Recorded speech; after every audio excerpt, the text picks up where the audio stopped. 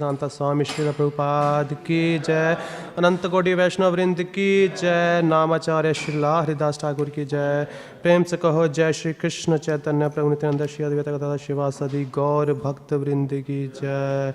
ग्रंथराज श्रीमद् भागवतम की जय।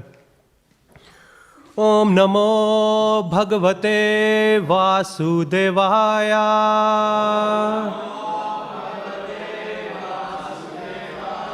ओम नमो भगवते वासुदेवाय।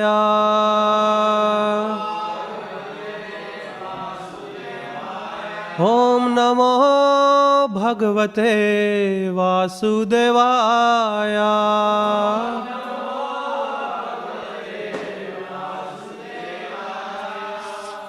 Today morning we are reading from Srimad Bhagavatam, Canto 5, the Creative Impetus, chapter number 10, entitled Maharaj Rahugana Meets Jada Bharata.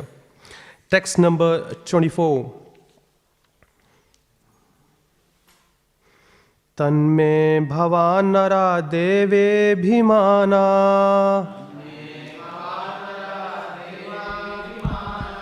madena tucchīkṛta-sattamasya kṛṣīṣṭa maitrī-dṛśam ārta-bandho yathā tare sad-avadhyānam aṁhaḥ तन्मे bhavān nara-devābhimāna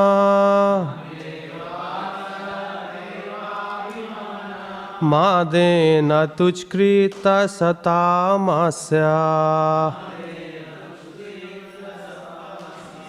kṛṣīṣṭa maitrī-dṛśam ārta-bandho yathā tare sad-avadhyānam aṁhaḥ tanme bhavān nara-devābhimāna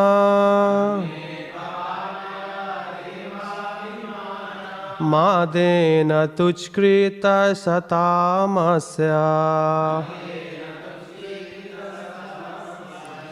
kṛṣīṣṭa maitrī-dṛśam ārta-bandho yathā tare sad-avadhyānam aṁhaḥ. Please. Tanme bhavān nara-devābhimāna madena tucchīkṛta-sattamasya kṛṣīṣṭa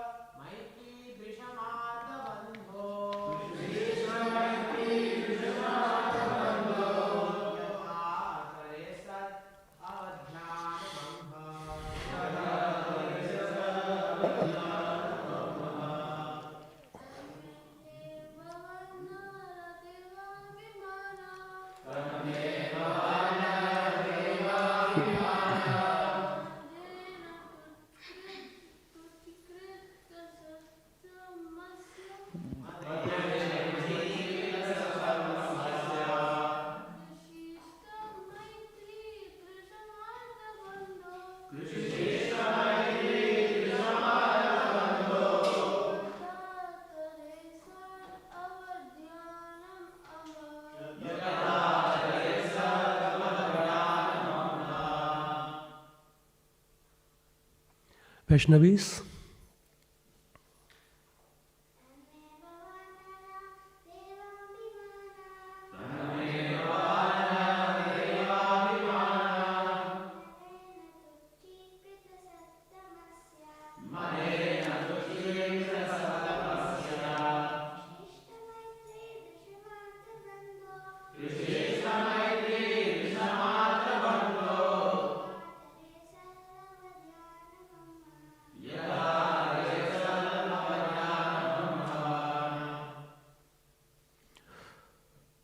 What your word meaning? Tat, therefore, me, unto me, bhavān, your good self, nara-devābhimāna madena, by madness due to having the body of a king and thus being proud of it. Tucchīkṛta, who has insulted. Sad-avadhyānam, you who are the best among human beings. kṛṣīṣṭa, kindly show. maitrī-dṛśam, your causeless mercy upon me like a friend. ārta-bandho, O friend of all distressed person. yathā, so, tare, I can get relief from. sad-avadhyānam, neglecting a great personality like you. aṁhaḥ, the sin. Translation and purport by His Divine Grace Srila Prabhupada ki jai. Translation.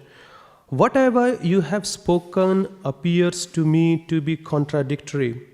O best friend of the distressed, I have committed a great offense by insulting you. I was puffed up with the false prestige due to possessing the body of a king. For this, I have certainly become an offender. Therefore, I pray that you kindly glance at me with your causeless mercy. If you do so, I can be relieved from sinful activities brought about by insulting you. Purport. Sri Chaitanya Mahaprabhu has said that by offending a Vaishnava, one finishes all his spiritual activities. Offending a Vaishnava is considered the mad elephant offense. A mad elephant can destroy an entire garden which has been developed with great labor. One may attain the topmost platform of devotional service, but somehow or other, if offends a Vaishnava, the whole structure collapses. Unconsciously, King Rahuguna offended Jada Bharata, but due to his good sense, he asked to be excused. This is the process by which one can be relieved from a Vaishnava aparadha. Krishna is always very simple and by nature merciful. When one commits an offense at the feet of a Vaishnava, one must immediately apologize to such a personality so that his spiritual advancement may not be hampered. Om Ajnana-timirandasya Jnananjana-shalakaya Chakshunmilitam Yena Tasmai Shri Guruve Namaha. Shri Chaitanya Manobhishtam Stapitam Yena Bhutale Swayam Rupa Kadamayam Dadati Swapadantikam. He Krishna Karuna Sindho Dīnabandho Jagatpate Gopisha Gopika Kanta Shri Radha Kanta Namostute. Tapta Kanchana Gaurangi Shri Radhe Vrindavaneshwari Vishbhanusute Devi Pranamami Hari Priye. Namo Vishnu Padaya Krishna Pasthaya Bhutale Srimate Bhakti Vedanta Swami Nityanamane. Namaste Saraswate Deve Gauravani Pracharini Nirvishesha Sunyavadi Pashyatay Deshatarani. Jaya Shri Krishna Chaitanya Prabhu Nityananda Shri Advaita Gadadhara Shivasadi Shri Gaur Bhakta Vrinda. Hare Krishna Krishna Krishna Hare Hare Hare Rama Rama Rama Hare Hare. So nearly we are going to finish up this chapter. Today is the second last verse of this beautiful chapter called Maharaja Rahugana meets Jada Bharata. And today's verse is giving a great emphasis of be careful not offending a Vaishnava who is such a pure devotee of the Lord. Doesn't matter how many years, how many lifetimes you are practicing your devotional service and how beautifully you have made your career. Doesn't matter how many people knows you, how many verses you knows you. But this one offense, which is Vaishnava aparadha, itself is so powerful, it can destroy the whole garden. Before chanting our round early in the morning, the first point, the first thing what we chant is to blaspheme the devotee, not to blaspheme the devotee who have dedicated their life to propagating the holy name of the Lord. This is the first offense, that we do it knowingly or unknowingly. But doesn't matter whichever way you do, you have to bear the reaction for this. There is no pardon about it. The pardon only can give the Vaishnava to whom we have committed a great offense here. In the case study of this Maharaj Rahugana, as soon as he realized that how powerful this Jada Bharata is, who is just playing the role of just a madman. His name is Jada. Jada means matter. Jada Bharata. And his practice of yoga itself is called Jada Yoga. His practice itself is called Jada Yoga. So Jada means he has become like a stone. Just like a stone. Completely. Doesn't bother if somebody is insulting him, somebody passing urine and stool on him, they are spitting on him. Doesn't bother him. Because completely he's on an avadhuta platform.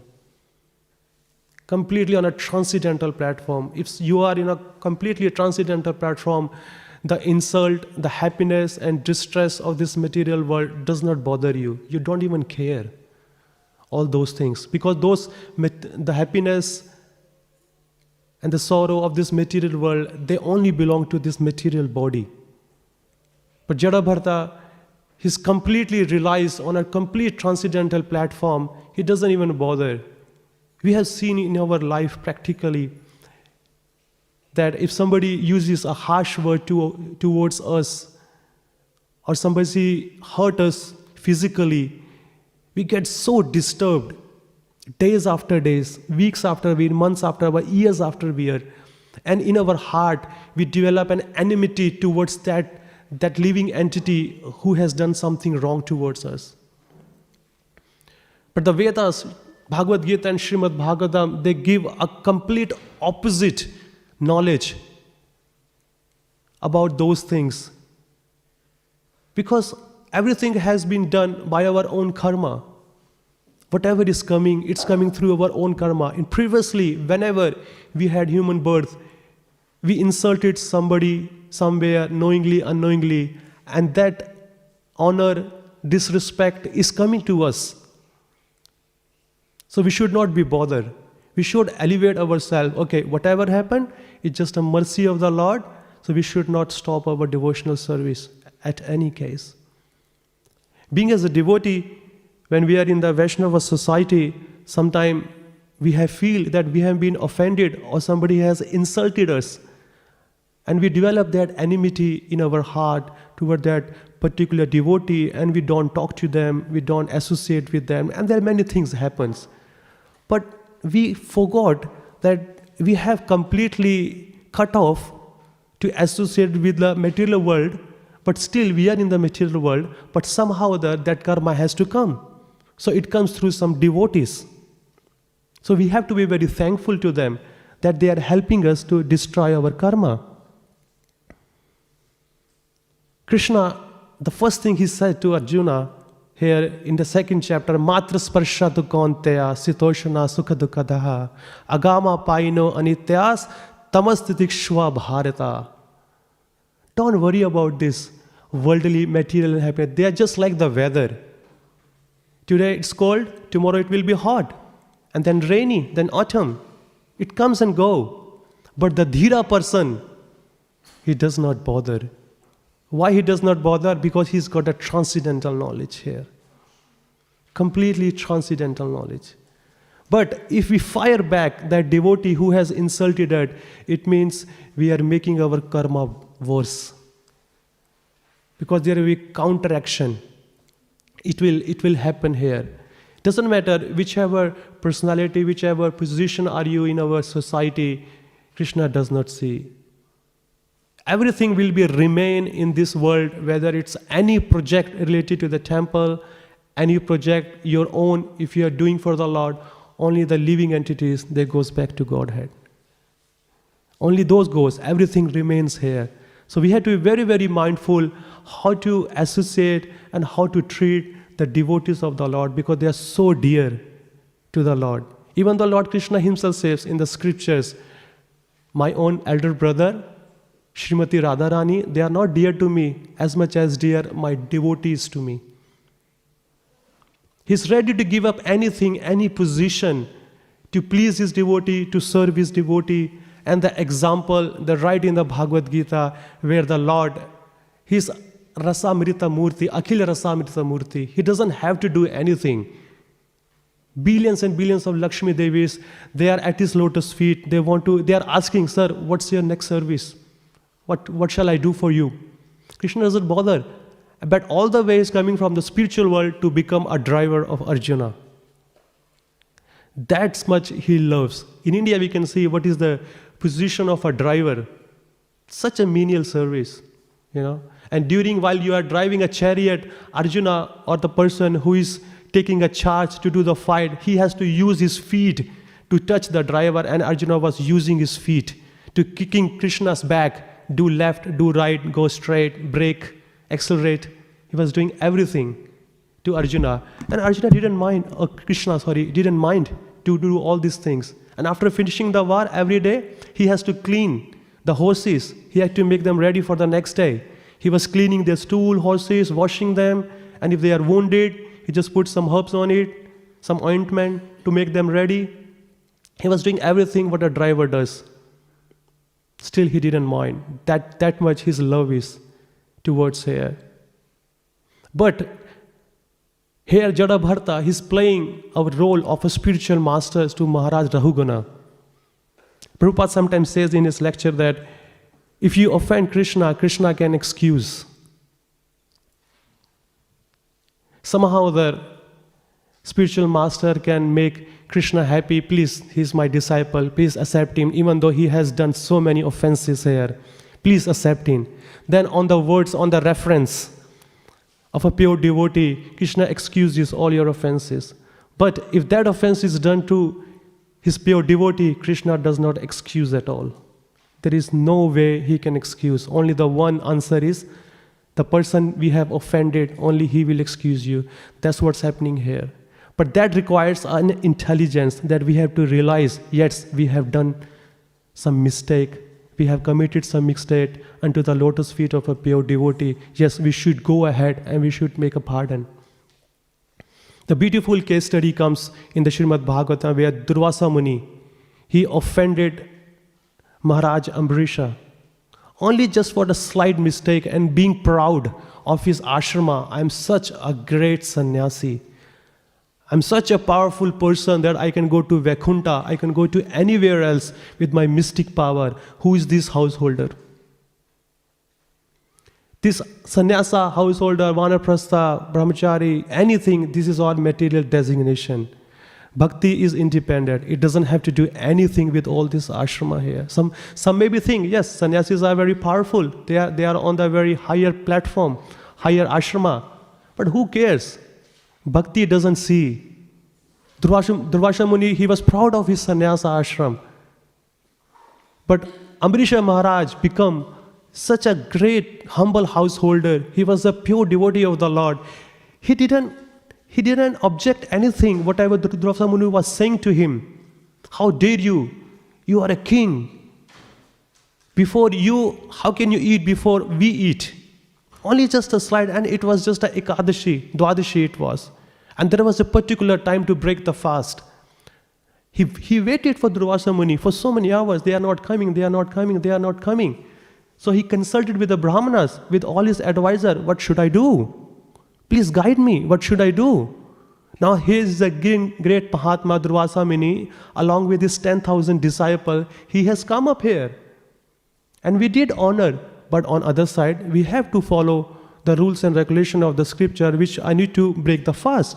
On the advice of the Brahmana, he says, okay, you can take a drop of water, which has considered that you have break the fast and you have not break the fast. And on their advice, he had. But by his mystic power, Durvasa Muni got to know. He came. How dare you to drink a drop of water? I will kill you. I will show you how powerful I am. He took the hair of his head and he created a demon. Go and kill this householder. He didn't even offend. He did not objected. Maharaj Amrisha, okay Lord, if it's your desire, if you want me to be like that, killed like that, insulted like that, as you wish, I accept it. And it says in that pastime, he didn't even move forward or backward. Where he was standing there. Didn't even show a symptom that he's afraid of that demon. He just folded his hand and he said, okay, let him kill. And guess what happened? Sudarshana Chakra came to protect the Lord. That much he was surrendered to the Lord. Sudarshana came and he chastised Durvasa Muni. He went all the way. Brahmaji, Shivaji, even Vaikuntha Loka. He just went. Please protect me. Please protect me. No, I cannot. You have offended a pure Vaishnava. The only remedy is to go and fall into his feet. Fall into his feet. That is the only remedy. If he pardons you, I pardon you.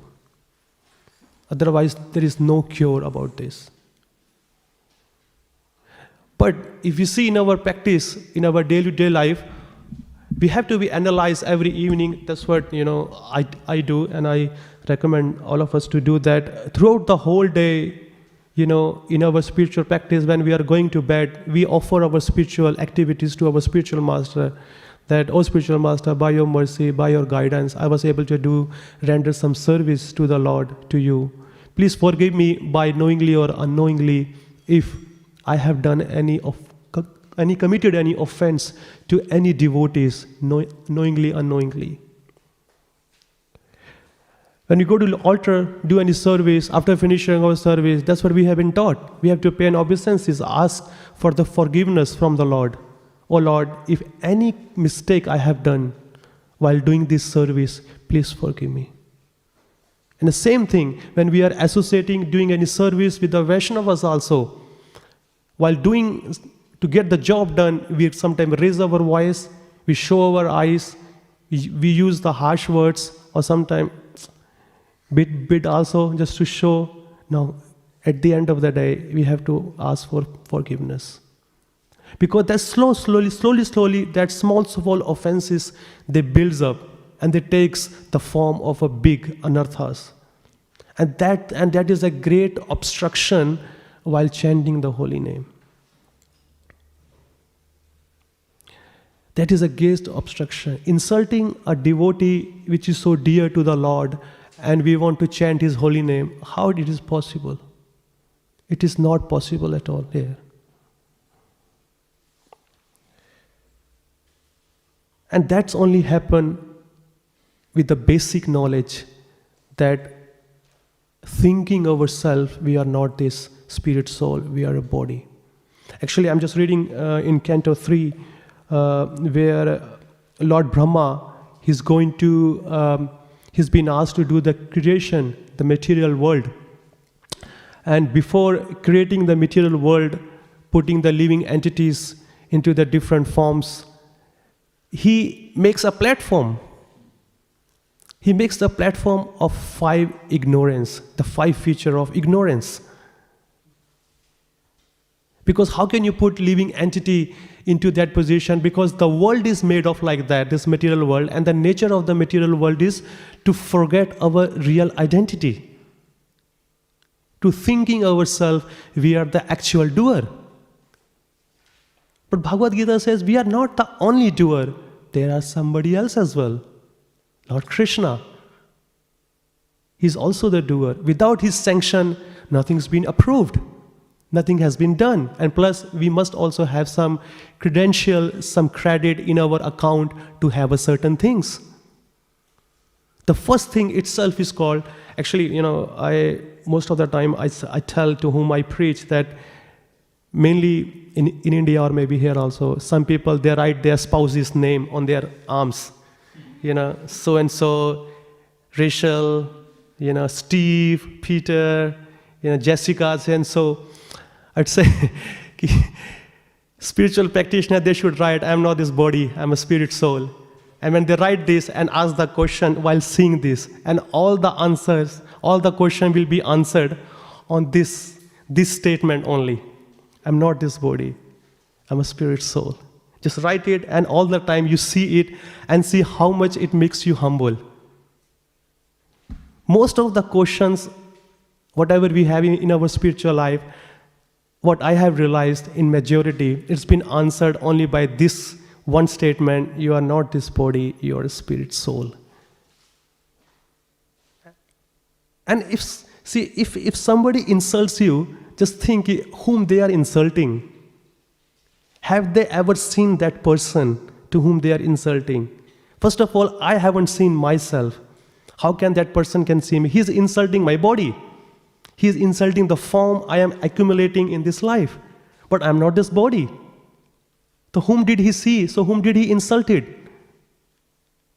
If he has seen a spirit soul, no, he hasn't. So that's I am. I am a spirit soul. So it means he just insulted a dead body. As soon as I am here in this body. Tolerance has to be there. That Srila Prabhupada's very heavy statement. He's been said that tolerate, and cooperate. Why we do get offended, if somebody says something to us? Why? Because there is a very thick false ego in our heart to show, don't you know who am I? Where do I live? What's my position? How much money, how much wealth do I have? If you knew all those things, you wouldn't raise your voice in front of me. That is a false prestige here. And that's the answer Jadabharata Maharaj has told to King Rahugana. Rahugana, please don't be puffed up. Today you are saying you are my master and I am your servant. I have to obey your order. Certainly I will do it. But point to be noted here, by your good fortune, by your good karma, you are on those position. And the game will be swept in next life. I will be the master and you will be my servant. Then what you gonna do? Then what you gonna do there? Do you have any hope? No, I don't have any hope to think it. So just take the blessings of the Lord in such a way that whichever position we are in, we become more humble because it comes and goes anytime. Anytime. We have seen in our life, personally, when I came to Australia, it's been 13 years ago, I've seen some people, some of my old friends, when they came along with me, they were quite, not very poor, but as you can say, between middle class and poor class, somehow their father arranged the money to send them here. Or some rich people also came very easily, father showed the property, okay, boom, boom, boom, in 1 or 2 weeks out of India. And some people took 2 years, 3 years to come here to arrange for the showing the fund and sing, paying the university fees. But seeing those wealthy friends becoming poor, and I've seen those poor friends becoming wealthy. Just in a few years. Because one of my friends, his father was a brigadier. And when he retired, he had a lot of money. When he retired, very high position. So he was using his father money to going to Crown Casino, to buying, Hayabusa, motorcycle, and very expensive and gadget, but especially when he arrived here in 3-4 months' time, he bought everything. Fancy glasses, this and that, and using, daddy, please send me, I have to pay the uni fees, lying all the time, don't worry son, I will pay you. Slowly, in 3-4 years, his father became bankrupted. And one day he just asked his son, could you please send me some money because your two elder sisters, they are going to get married, so we need to do something about them. And he said, sorry father, I don't have anything. So that was the only hope his father had. And after 2 days, he got a phone call from India that his father shot himself. Because he was such on a very higher position that he has so name and fame in the society. And how can he tell the society that he has no money for his daughters to get married? Then he just shot himself. That's a one side of story, because he was so proud. He said, oh, my father has so much money, I can use it as much as, without thinking how to utilize the money properly. And this poor friend also mine, he just also become rich. He's just working so hard because he has seen what's the poverty is, how to utilize every single money, where to spend, where not to spend. He was so intelligent because the time has taught him, or maybe the parents also has taught him how to use a single cent, single dollars, how to save, how to pay the fees, how to pay the rent, how to send some money to India also, where he has taken the loan, came off. And slowly he saved, he used it in intelligence, and when he got PR and everything, he opened his own business. Now he's billionaire. We have seen this two sides here. I'm pretty much sure all of us have seen some of the friends are like that. But that's how intelligence is there. It's required some intelligence to utilize, not to become puffed up. But sometimes the false ego is thick there. Even though we don't have no money, but still we think, yes, whatever I was 10 years ago, a son of a brigadier, still I am like that. Father is not there, money is not there. So what are you proud of? These two things were there. Your father had a good name in the society that you were using, and your father had a money. But these two things are gone from your life. So what are you proud of? But still it is there. Yes, I was there, but talk about the present. Who you are now. In such cases.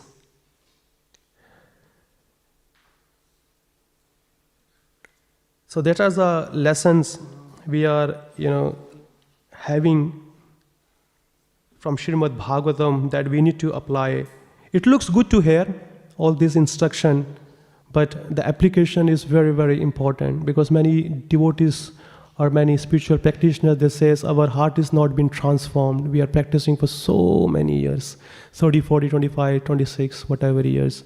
But the heart is not been transformed. We are not having the affection towards the Lord, towards the devotee, towards the seva.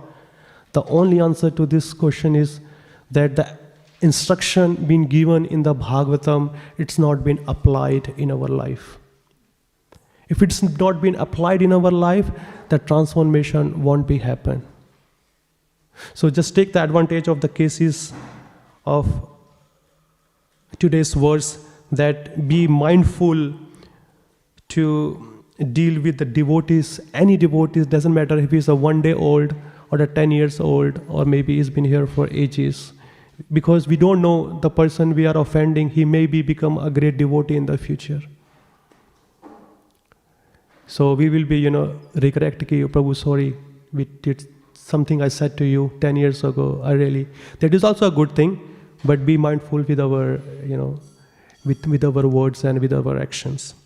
So I would like to stop here. If anybody has any questions or comments, or please, Mate, any mic, I think she wants.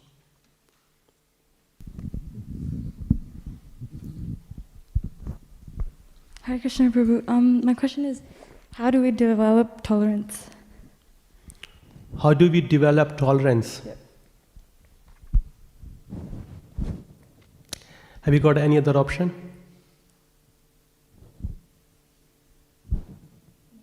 No. So tolerance is the only answer for everything. Because developing tolerance means to understanding ourselves, we are the spirit soul. And as I said, if somebody comes and insults us in any way, whichever way, just take as the mercy of the Lord. Because there are much more to come in our life. This is nothing. If somebody raises a voice or something, say, go, do somewhere else. Just tolerate, okay, maybe this person is ignorant, I am not ignorant. If he said something, he's my senior, he's teaching me something to do. And if you see if we analyze the situation very carefully, 100% it's our fault. In majority.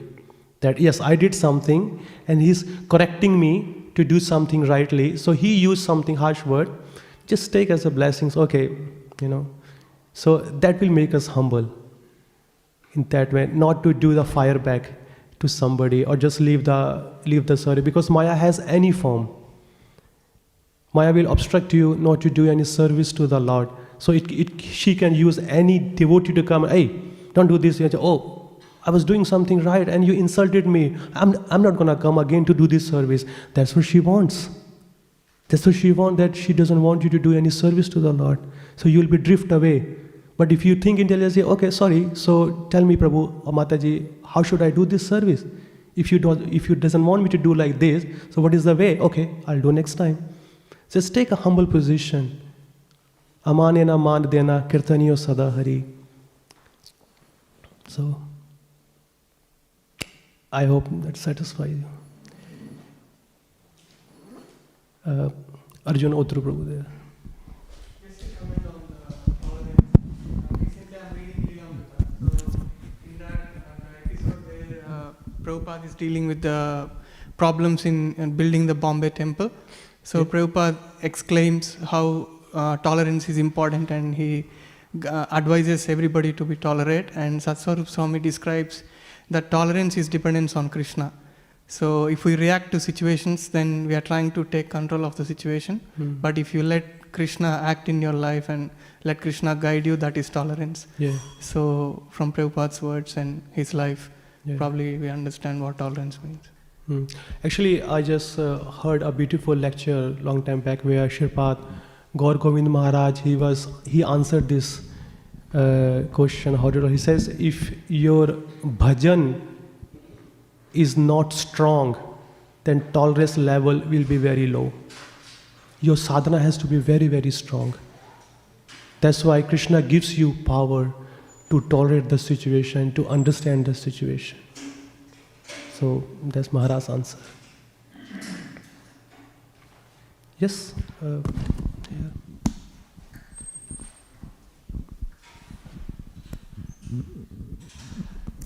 Thank you for the nice class, Prabhuji.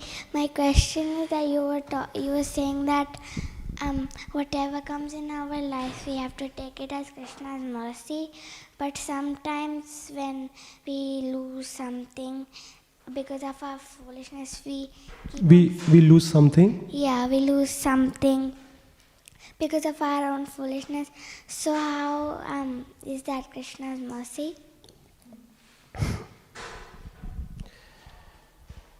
Yeah, whatever comes in our life, that is the punya we have gained previously. Suppose if someone has got a name in the society, name and fame in the society for a certain period, he will enjoy that prestige. But as soon as that karma is finished, he'll be get down from the position. So in the case of devotees, if Krishna gives us to help us in our spiritual life. When he sees, no, this person is misusing a particular thing, he's not utilizing in my service, or he's not using to elevate himself spiritually, so he takes away. So that's his blessings. Because he doesn't want to see any of his children to drift away from him. It takes billions and billions of lifetime to come to the Lord. And it takes seconds just to go away from him, just because of our false ego. So that's his Lord's blessings. So he's teaching us the detachment. Whatever comes, be happy. Actually, we need to count all our blessings, whatever Lord has given, not to just see our shortcomings or our things that, oh, why Krishna, why did you take this for me? So why don't you see how many things Krishna has given to us? Santosh means peacefulness. Whatever is happy is there in your life. Be happy and progress spiritually. Do not ask anything more for that. If Krishna sees, okay, this living entity need to progress spiritually, he will provide you by any means. So surrender into him. completely. Thank you. Thank you, Prabhu. Wonderful class, Hare extempore. Now I have a question that in the outside world we see that many people, they're very tolerant, like, old dependent parents-in-law, office juniors, support staff. We see interns, they are very tolerant. Who? Interns, office interns. You tell them what to do and they, you give them harsh feedback, they don't retaliate. We see beggars, they're very, very tolerant. A poor beggar mother, she begs to feed her child. People abuse them, curse them, exploit them. Yeah. But they're very tolerant. So the question is, could you elaborate more on how the tolerance practiced by the devotees is different from the tolerance exhibited by non-practitioners? Yes, Prabhu, it depends, in my understanding from Srila Prabhupada's books here, that it depends upon the case to case, because if you see in offices or the beggars and those things, their scenario, their scene is different, okay? They are junior to some senior, and if they raise their voice, they'll be kicked out. So behind the scene, they have got a family to maintain. They have got loans to pay, whether it's a home mortgage, house, phone bills, and everything's to pay. Just that little bit of tolerance can protect their job. Because they just don't see only one thing, they see the whole scene behind it. If I raise my voice to my boss, he will kick me out, and then I have to suffer a lot. So for that, seeing the face of their family member, seeing the face of their pockets, of their bank balance, they do tolerate. And same as a beggar. Same beggar knows, I have no position.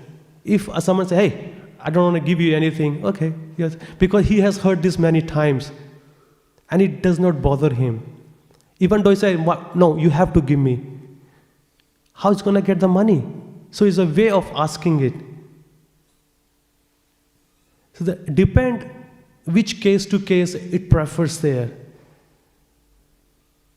Suppose here we all are volunteers. We come in the temple and no one pays us, no one hires or anything. The whole operation is running on a voluntarily basis. If he pays the same thing what we are doing in the material world, if he gives in that, but okay, you need to ask, and if you don't do this, you'll be kicked out. He said, okay, if I'll kicked out, my whole family will be ruined. I won't be able to pay the money. But here, okay, you don't want me, I will not come. But spiritually, your account is getting low. Materially, it doesn't bother to you. Materially, you will be affected only outside because someone is paying you. But here, your account spiritually will be zero because you will not earn anything from your service. In your spiritual account, how do you earn when you render your service, loving service toward the Vaishnavas and devotees?